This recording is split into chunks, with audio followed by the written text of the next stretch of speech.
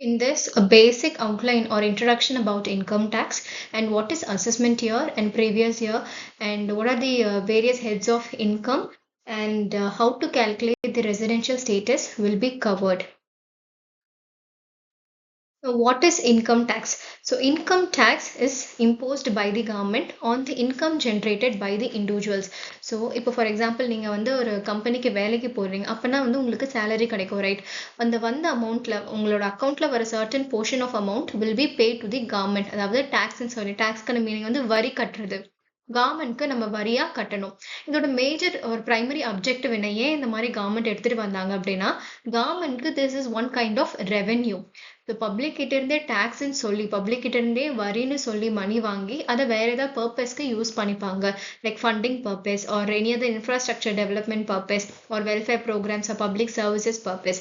So நீங்க earn பண்ண அமௌண்ட்ல ஒரு சர்டன் போர்ஷன் வந்து பப்ளிக், அதாவது பப்ளிக் வந்து கவர்மெண்ட்க்கு கட்டுறது. ஸோ இந்த போர்ஷன் வந்து will be depends upon slab rate. So certain rate இருக்கு.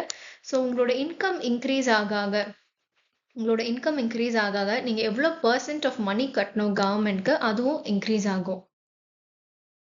இதில் அசஸின்னு இருக்காங்க. Assessee this is actually 2 marks question. University Madras யூனிவர்சிட்டியில் ஒரு 2 மார்க் கொஷனில் கேட்டிருந்தாங்க. ஸோ அசஸினா யார், யாரெல்லாம் டேக்ஸ் பே பண்ணுறாங்களோ அவங்க எல்லாருமே நம்ம அசஸின்னு தான் சொல்லுவோம். அசஸி வந்து ஒரு தனிப்பட்ட நபராக இருக்கலாம், ஒரு இண்டிவிஜுவல் வந்து அசஸியாக இருக்கலாம், ஒரு தனிப்பட்ட நபர் இல்லாமல் ஒரு பார்ட்னர்ஷிப் ஃபார்ம் இல்லை கம்பெனியுமே ஒரு எனி அதர் ட்ரஸ்டி அவங்க எல்லாருமே அசஸி தான். ஸோ யாரெல்லாம் டேக்ஸ் பே பண்ணுறாங்களோ அவங்க எல்லாருமே நம்ம அசஸின்னு சொல்லுவோம். இதில் 2 year இருக்கு. ஒன்று assessment year, previous year. Assessment year is a year following the financial year. Financial year is nothing but the previous year. So it is the year in which taxpayers' income for the previous year is evaluated.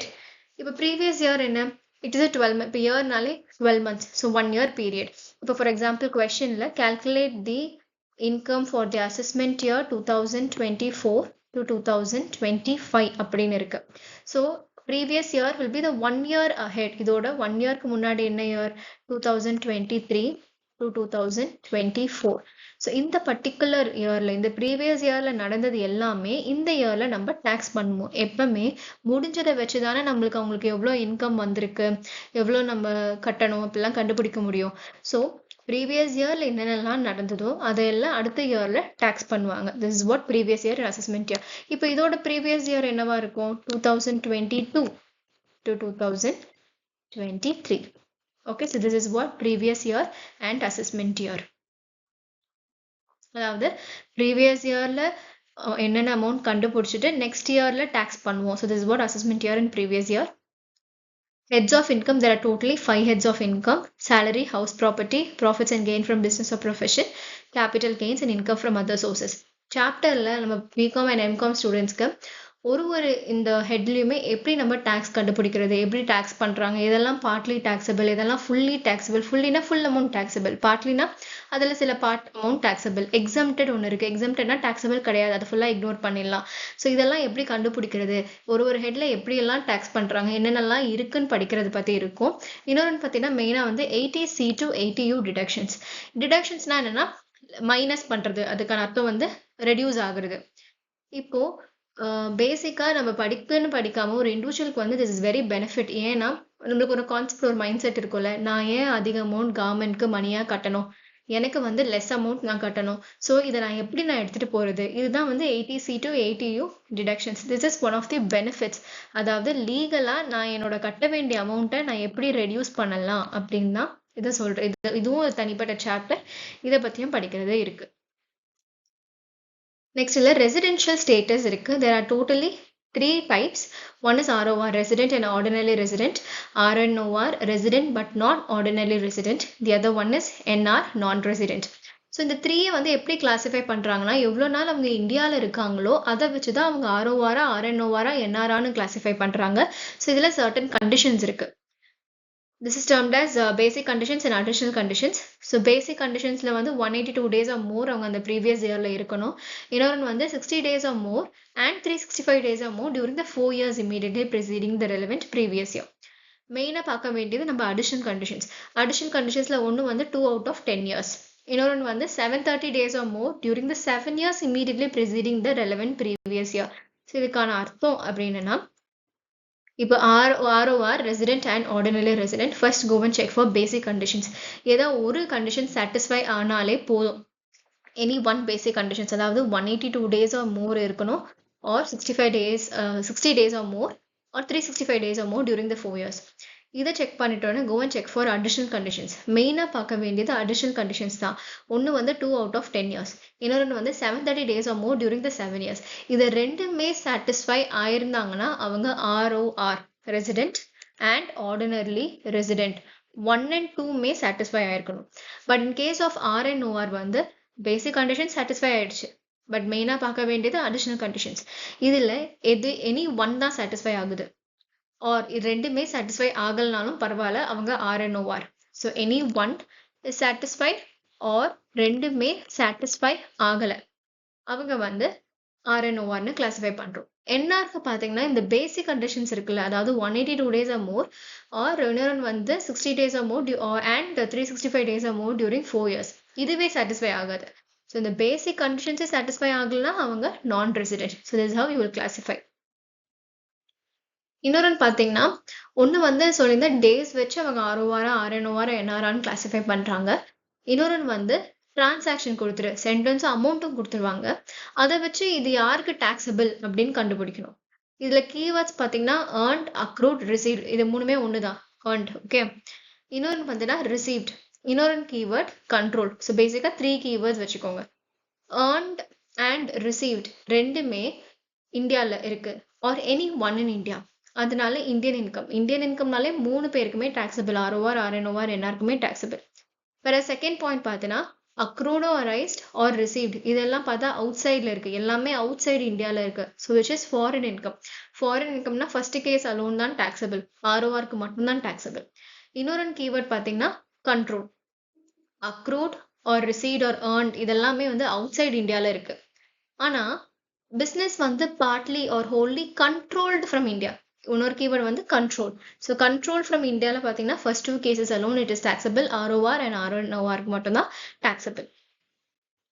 So இந்த particular question வந்து கௌரன் நராங் அப்படின்னு ஒரு text புக்லேருந்து எடுத்திருக்கேன், question number 23. So இதை வச்சு யார் யாருக்கு எப்படின்னு டாக்ஸ் பண்ணலாம்னு கண்டுபிடிக்கலாம். இன்கம் ஃப்ரம் பிஸ்னஸ் இன் மும்பைனா இந்தியன் இன்கம். ஸோ இந்தியன் இன்கம்னாலே 3 பேருக்குமே taxable. Second one income from house property in Pune எங்கே இருக்குது, இந்தியாவில் இருக்குது. ஸோ இந்தியன் இன்கம்னாலே 3 பேருக்குமே taxable. Next one pension from former employer for services rendered in India. Again so earned, accrued or arise இதெல்லாம் இந்தியாவில் நடந்திருக்கு. So Indian income. So Indian இன்கம்னாலே 3 பேருக்குமே taxable. Next point profit from business in UK. Okay, this is outside India. ஆனால் controlled பாருங்க, control வந்து Mumbai which is in India. So 1,60,000.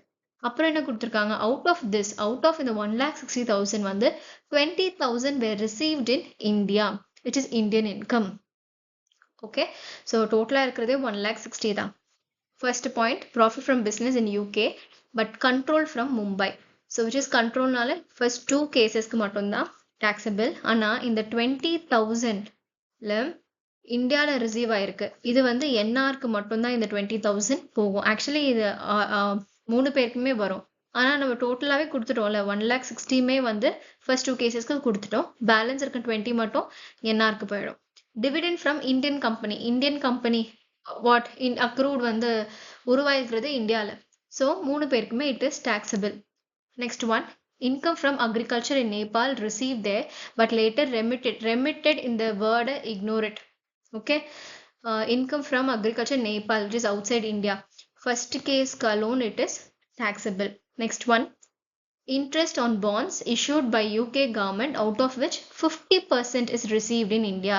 If they every treat panna 2 transactions are treat panano 50% received in India na balance 50% received outside India.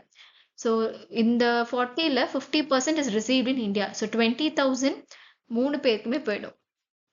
Okay, 20,000 3 பேருக்குமே போய்டும். பேலன்ஸாக இருக்க 20,000 அதாவது 50% வந்து outside இந்தியானால first only 1 case ஆர்ஓஆருக்கு மட்டும்தான் டாக்ஸபிள்.